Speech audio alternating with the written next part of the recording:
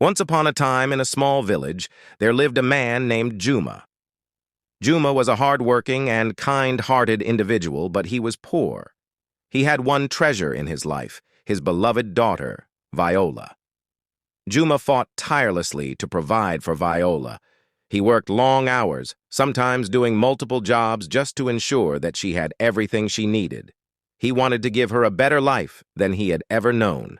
But life took an unexpected turn when Viola met John, a wealthy man from a neighboring town.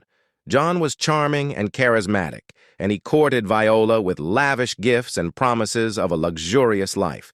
Eventually, Viola was swayed by John's wealth and decided to leave her father to be with him. They had a grand wedding, and Viola was initially swept away by the opulence of her new life. However, as time passed, she realized that John was not the person she thought he was. He was controlling and possessive, and their marriage became suffocating. One day, Viola decided to visit her father, hoping to seek refuge from her unhappy marriage. But when she arrived at Juma's doorstep, she was met with unexpected news.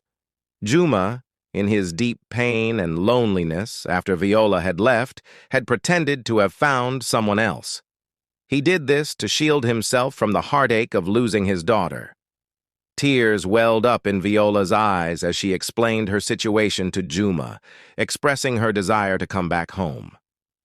Juma hesitated, torn between his love for his daughter and the pain he had endured. In the end, he couldn't bear to see Viola suffer any longer and welcomed her back with open arms. Juma and Viola mended their relationship, and together they faced the challenges that life presented. Juma had learned the true value of love and family, and Viola had come to appreciate her father's sacrifices. As for John, his wealth couldn't buy him the happiness he had hoped for. He was left alone with his material possessions, realizing that they couldn't fill the void in his heart. In the end, the story of Juma, Viola, and John served as a reminder that true happiness and fulfillment come from the bonds of love and family rather than material wealth.